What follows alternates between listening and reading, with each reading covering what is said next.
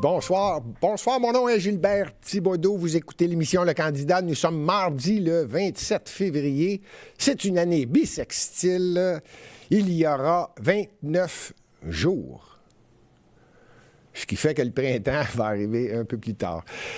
Aujourd'hui, le sujet, l'émission est consacrée sur l'itinérance, le phénomène des sans-abri. Un problème qui est grandissant, spécialement à Montréal, mais également dans plusieurs grandes villes, autant au Québec qu'ailleurs.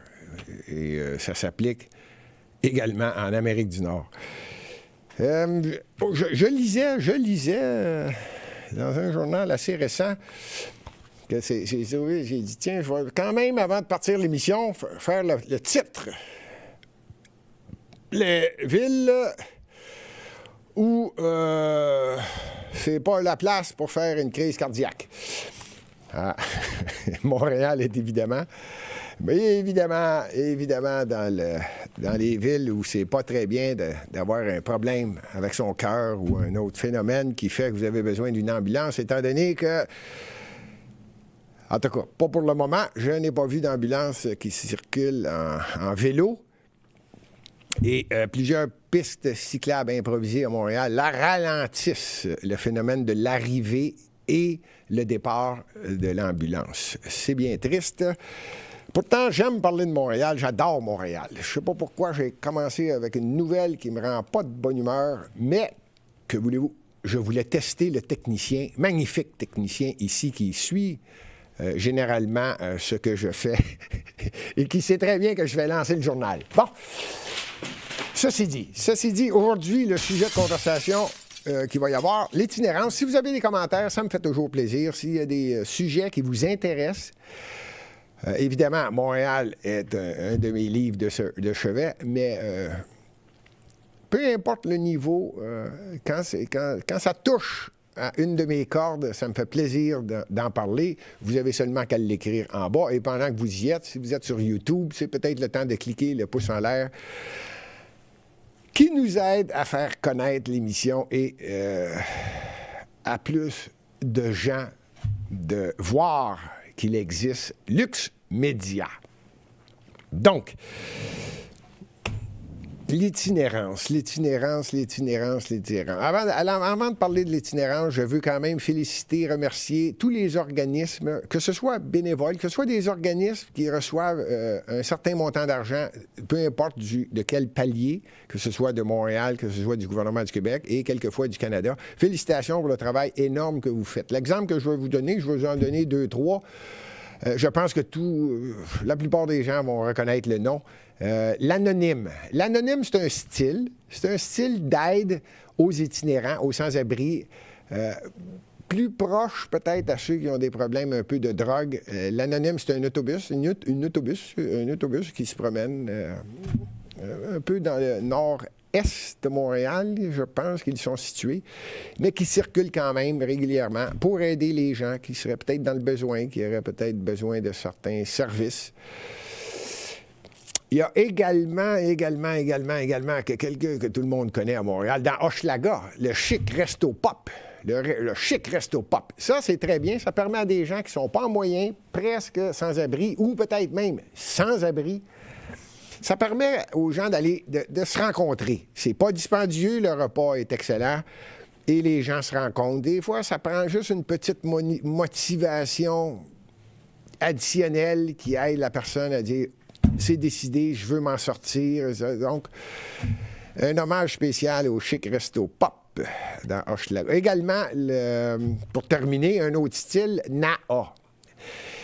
Nouvelle approche humanitaire, c'est un autre organisme qui reçoit quelques subventions qui, eux, logent des gens qui veulent s'en sortir. C'est pas des grands appartements, c'est des chambres, quelquefois un studio. C'est pas grand, mais tous les services y sont. Et la personne doit démontrer qu'elle veut vraiment s'en sortir. NAA fait la vérification nécessaire, le suivi avec psychologue ou spécialistes nécessaires, de façon à faire un suivi et aider les gens qui veulent s'en sortir, les itinérants, les sans-abri, on peut leur donner le nom qu'on veut. Il y en a qui veulent s'en sortir. Malheureusement, il y a un bon côté. Il y a un bon côté à tous ces organismes-là. Le mauvais côté, c'est que j'ai appris avec le temps. J'ai appris avec le temps que si tu tapes sur le clou toujours de la même façon, il va rentrer de la même façon. Tu ne peux pas espérer quelque chose de différent si tu procèdes toujours de la même façon. Et ces temps-ci, je ne sais pas pourquoi, depuis quelques années, j'ai l'impression qu'il y a divers paliers de gouvernement qui n'aident pas la situation. Pas au Canada, en tout cas. C'est simple, on va prendre un exemple très simple. Le titre dit tout. Bienvenue à l'hôtel Roxham.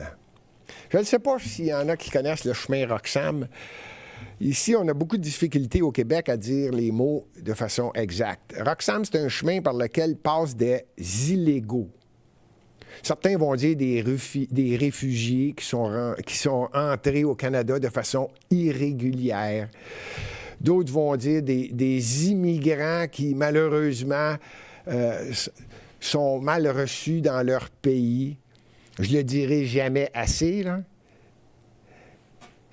Et surtout au fédéral. On a un premier ministre au fédéral que j'ai déjà casé dans la boîte des raisins, qui, lui, a dit ouvertement, venez de la planète entière. Ici, on est une terre d'accueil. Venez, et peu importe la façon dont vous allez arriver, vous êtes les bienvenus. Nous sommes une terre d'accueil. Ça part pas bien. Ça part pas bien, surtout si le parc immobilier est déficitaire. S'il est déficitaire, ça veut dire qu'il y a quelqu'un, quelque part, qui ne bâtit pas, qui ne fait pas en sorte que le marché de l'immobilier se balance en fonction de la population, l'offre et la demande. Donc, s'il est déjà trop bas, le parc immobilier, et que la demande est à la hausse, je n'ai pas besoin de vous dire que le résultat de l'offre et la demande, c'est évident que les prix montent. On ne favorise pas une personne qui veut s'en sortir de se trouver un logement pas cher. C'est de moins en moins disponible à Montréal. Surtout qu'on a une mairesse actuellement à Montréal qui bloque des projets parce qu'elle, de son côté, c'est qu'on n'a pas besoin de logement, de développement immobilier. Il faut que Montréal demeure discrète. Je ne sais pas sa vision. Je ne veux pas embarquer dans ça. Je veux parler d'itinérance. Mais ce qui m'impressionne, c'est qu'on dit clairement dans des journaux « Bienvenue à l'hôtel Roxham ». Vous comprenez que ce qui est en train d'arriver, c'est qu'on offre à toute personne qu'on appelle irrégulière, qui dans le fond est illégale. On a de la difficulté avec la vérité ici. On est très généreux. On est docile. Docile, tiens, c'est le bon mot. À Montréal, on est docile. Au Québec, une ministre nous a déjà dit « Soyez docile ». Si je le dis dans des mots faciles et polis, c'est « ferme ta gueule ». Bon, donc, l'hôtel Roxham, c'est tout simplement que le gouvernement s'occupe des illégaux et leur offre un endroit logé, nourri, avec de l'argent, de façon à ce qu'ils puissent s'adapter dans leur nouvel environnement. J'ai dit que je garderais ma bonne humeur, comme tout le temps d'ailleurs. Et ça aide pas. Si je continue, on va dire, tiens, je parlais pas de 10, 20, 30 ou 40. Là, on parle de 700 lits qui tombent disponibles pour des réfugiés. Je répète, je comprends le principe là, du mot réfugié. J'appelle ça illégaux. Il va falloir que quelqu'un le comprenne, là. Il va falloir que quelqu'un le comprenne. N'oubliez pas qu'aujourd'hui, l'émission est consacrée exclusivement sur l'itinérance. Mais quand on la provoque, l'itinérance, quand on fait en sorte qu'on n'aide pas ses propres citoyens, je ne pense pas qu'on aide la cause.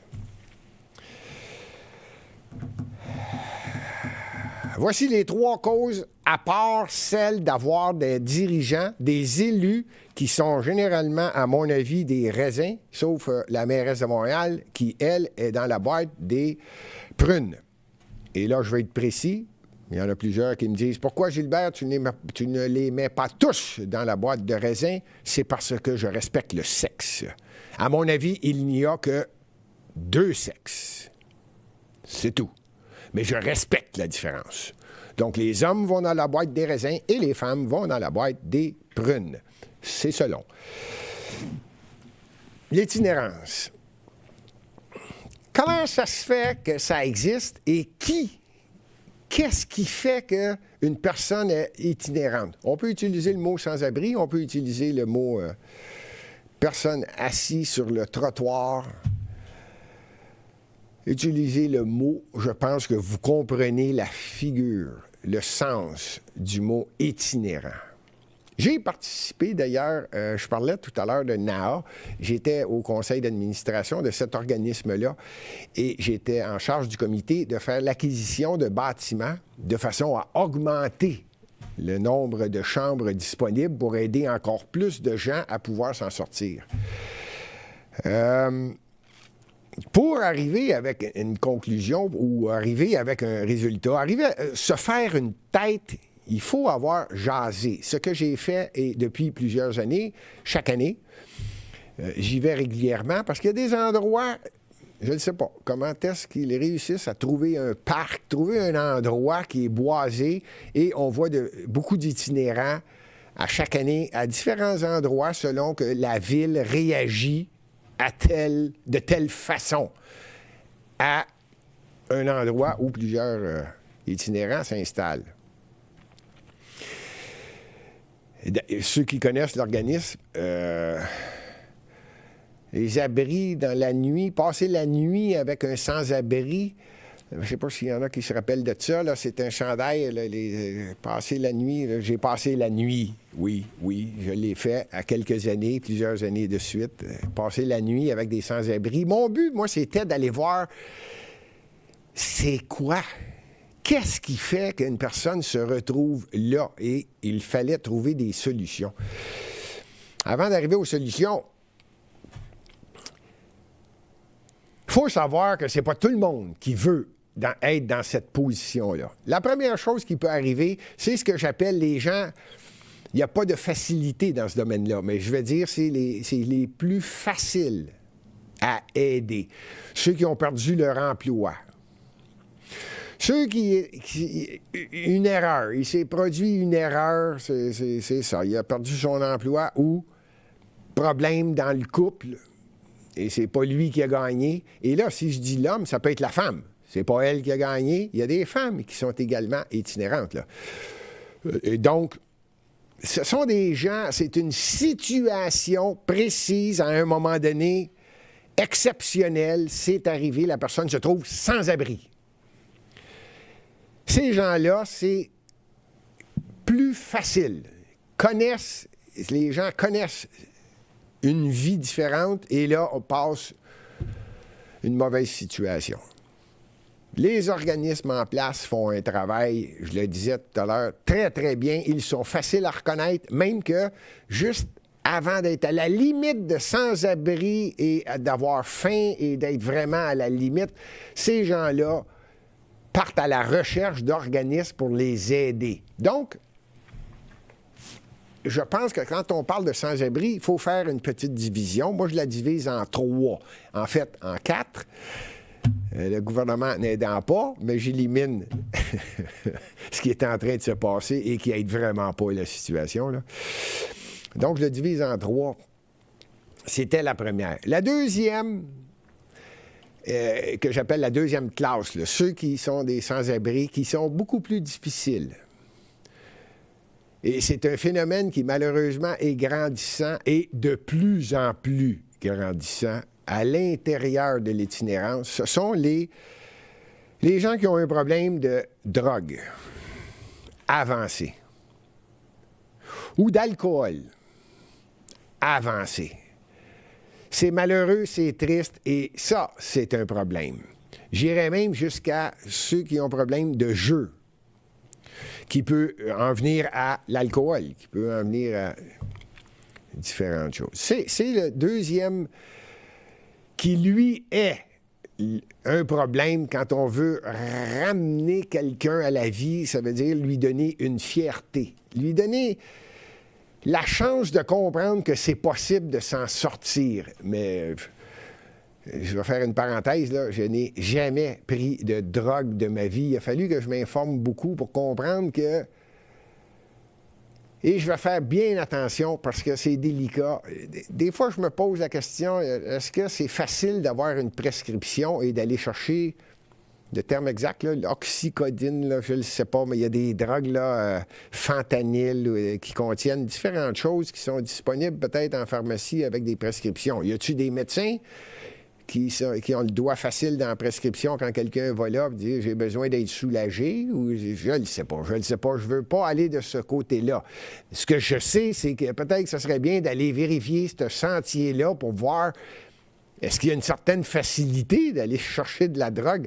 Il y en a qui vont me dire « ah, c'est de la drogue, c'est légal, c'est en pharmacie. » Ah, je ne veux pas aller là, on va rester dans l'illégal.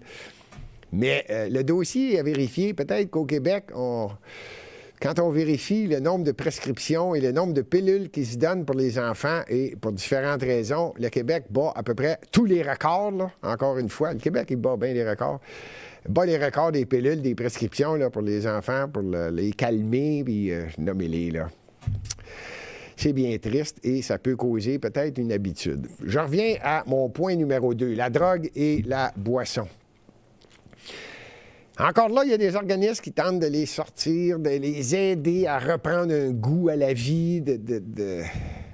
Il y en a d'autres qui disent « Ah, bien, au moins, on va les aider, on va leur donner de la drogue, mais on est certain que c'est de la bonne drogue. » Je me pose la question de ce côté-là. Je fais seulement que faire le tableau pour que tout le monde comprenne bien. Je n'essaie pas de changer, là. C'est ce qui se passe actuellement.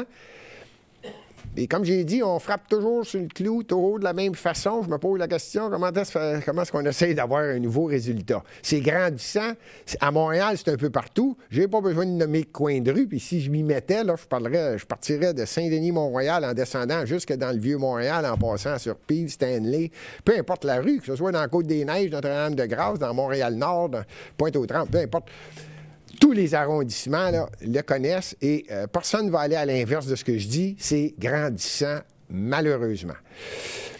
Donc, le deuxième point, c'est ça. C'est plus difficile, mais c'est possible de donner peut-être une chance aux gens de comprendre qu'il y a une fierté qu'on peut aller rechercher. C'est ça que je me pose comme question. Est-ce qu'on le fait vraiment? Le troisième et dernier, et ça, il va falloir que quelqu'un le comprenne dans les organismes. Si ce n'est pas dans les organismes... Je pense que les organismes le comprennent. Je pense que les organismes sont très, très, très sensibilisés. Il y a des gens qui se spécialisent dans ça pour aller voir les gens qui sont couchés, que ce soit dans le métro de Montréal ou sur le bord d'une rue, même s'il fait moins 10, moins 15 en plein hiver ou que ce soit l'été, peu importe. Il y a des gens, je pense, qui sont sensibilisés à ça. Certains, c'est un pourcentage. Je ne veux pas donner un pourcentage. Si j'essayais, je dirais peut-être, je ne sais pas, moi, 15, 20, 25, 30 %. Si je divise ceux qui, c'est malheureux, viennent de vivre un mauvais phénomène, si je disais 33 %, ceux qui sont dans la drogue ou dans la boisson, 33 %, et le troisième, peut-être 33 %, vraiment, les chiffres sont non disponibles et personne, à date, veut faire cette vérification-là de façon à se concentrer. Et moi, je pense que c'est là le troisième itinérant. C'est celui qui le fait par choix. Lui, là, ou elle, je ne veux pas, encore une fois, aller d'un côté ou de l'autre, là. Lui ou elle, c'est un choix. Vous auriez beau tenter ce que vous voulez. En fait, ce que vous voulez, de la façon que vous le faites, depuis 50 ans ou depuis 60 ans. Une chose est certaine, il va falloir que quelqu'un le réalise. Ça ne marche pas. Ça ne marche carrément pas. Même si vous dites « Ah, ben là, je ne sais pas qui, moi, Joe Biden s'en vient à Montréal, il va passer par l'aéroport de Dorval, il va descendre des Caries, on va le faire tourner à gauche là. Donc, dans tout son chemin, on va aller enlever tous les itinérants qui sont couchés à terre, puis qu'il y a des traîneries, puis jusqu'à l'hôtel de ville de Montréal, parce que là, il ne faut pas que ça paraisse qu'il y a des itinérants. Bon, OK. C'est correct, c'est un événement. Vous n'avez rien réglé, là? Peut-être oui, parce que vous voulez voir Joe Biden avec Valérie Plante à Montréal. OK. Ou une autre circonstance, au Palais des Congrès, il y a une grosse activité, puis ben là, on va nettoyer alentour du Palais des Congrès. Ça fait des années qu'on agit de cette façon-là, que j'appelle hypocrite. On pense qu'on règle tout. Hey! Tu règles rien. Absolument rien. L'hypocrisie à son meilleur. On va nettoyer. Je ne veux pas sortir de Montréal, je vais vous parler de San Francisco. C'est exactement ce qui se passe actuellement à San Francisco. S'il y a quelqu'un de célèbre qui vient en Californie, ben on fait le ménage dans le chemin dans lequel il va prendre. C'est pas mieux aux États-Unis, c'est pas mieux à plusieurs endroits d'ailleurs en Occident. C'est de l'hypocrisie totale. On ne règle pas le problème. On fait juste on paye. Ça, c'est clair, on paye. On paye. Maintenant qu'on a réglé, celui qui a perdu son emploi ou que son mari ou lui a dit « je veux plus te voir dans la maison » ou sa femme a dit « toi, tu sors dehors, là. » Puis elle a lancé le sleeping bag par la fenêtre, là. Bon. À partir de là, c'est possible de dire « regarde, on va t'aider, tu vas t'en sortir, il y a d'autres choses dans la vie que ta femme, ta vie, ta maison, que tu avais, puis ça, puis tu peux se refaire. La personne a connu ça. » Donc, ça se règle. Deuxième, drogue, boisson, je l'avoue, celle-là, c'est difficile. À mon avis, c'est possible quand on met l'expérience, le vécu de ceux qui ont réussi à s'en sortir quand on leur demande de mettre l'épaule à la roue pour aider les psychologues, les psychiatres, peu importe les gens qui sont disponibles pour aider par l'entremise de ceux qui l'ont vécu. C'est-tu drôle quand on demande à des gens qui ont déjà vécu dans la rue et la raison était justement la drogue, la boisson, peu importe la raison, s'adressent très bien, eux autres, à un itinérant, comprennent très bien qu'est-ce qui se passe dans la tête de l'autre. C'est peut-être une voie à augmenter l'utilisation. Ça existe déjà. Je ne dis pas que ça n'existe pas.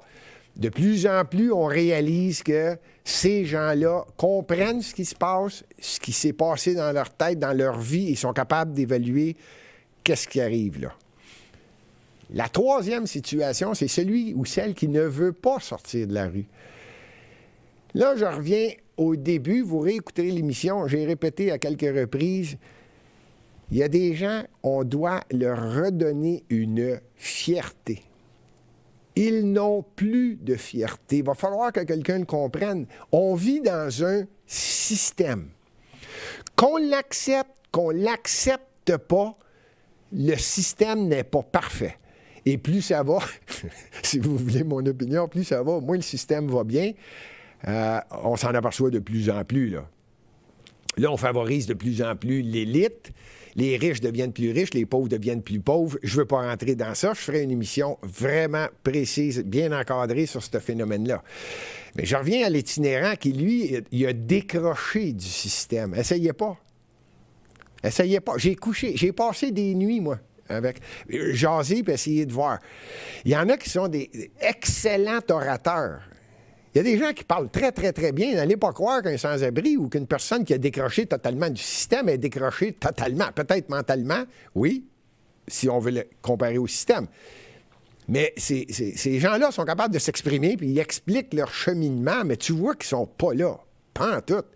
Après un certain temps, tu dis « OK, j'ai compris, là. » Tu ne veux plus rien savoir. Tu es heureux dans une poubelle, tu es heureux d'aller quêter, tu es heureux de ramasser des botches de cigarettes et ça fait ton affaire de fumer ça. Ils ont décroché, vraiment décroché, puis ils peuvent se coucher.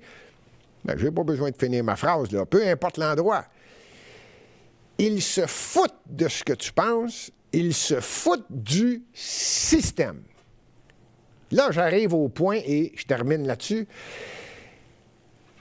T'as beau frapper sur un clou d'une façon, si tu frappes tôt, la même façon, arrête de penser que tu vas changer quelque chose. J'ai déjà expliqué ce phénomène-là, je l'ai déjà dit, on m'a déjà interviewé sur ça par différents médias qui l'ont mal transmis.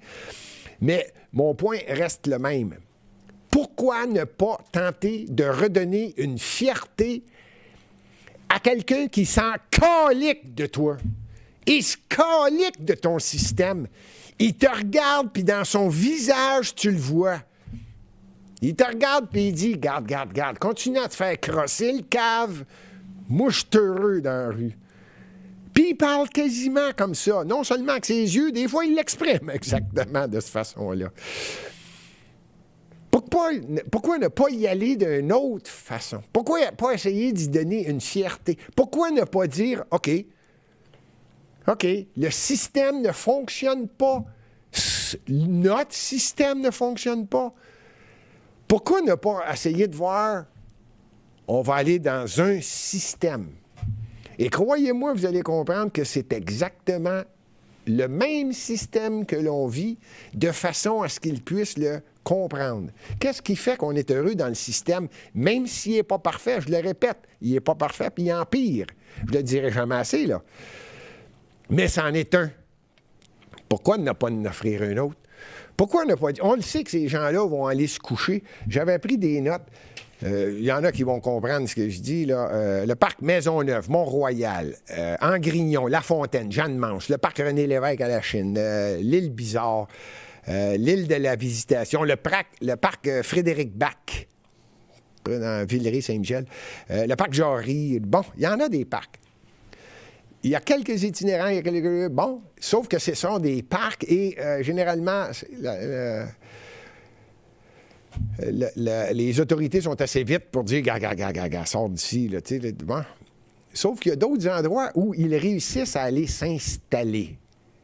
Un petit boisé, pas trop connu, pas trop passant,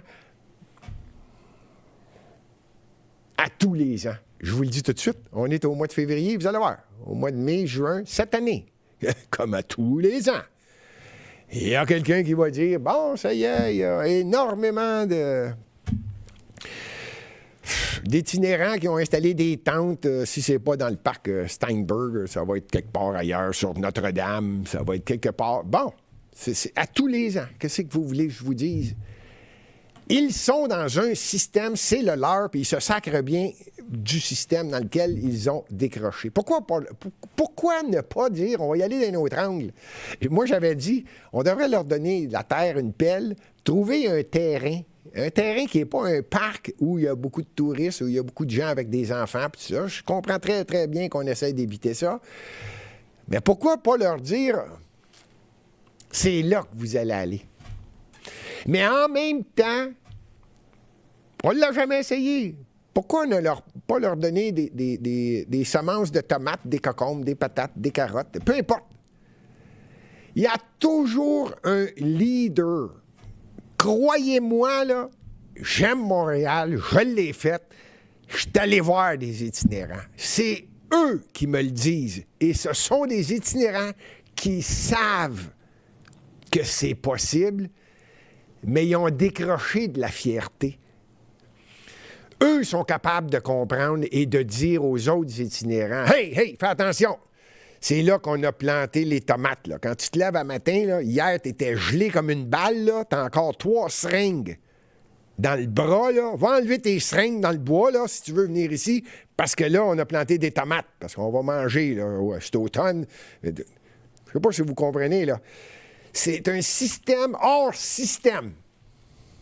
Personne ne va s'occuper d'eux autres. Pourquoi on ne l'essayerait pas?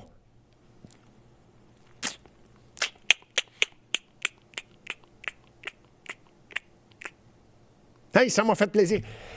La semaine prochaine, peut-être aujourd'hui, je ne le sais pas, le technicien me surprend. Aujourd'hui, c'était l'émission, ça passe ou ça casse. Peut-être que plus tard, aujourd'hui ou cette semaine, on va parler dans le cadre de l'émission, ça passe ou ça casse. Qu'est-ce qui est en train de se passer aux États-Unis pour les primaires républicaines, les primaires démocrates, en vue des élections en novembre 2024, c'est cette année. Salut!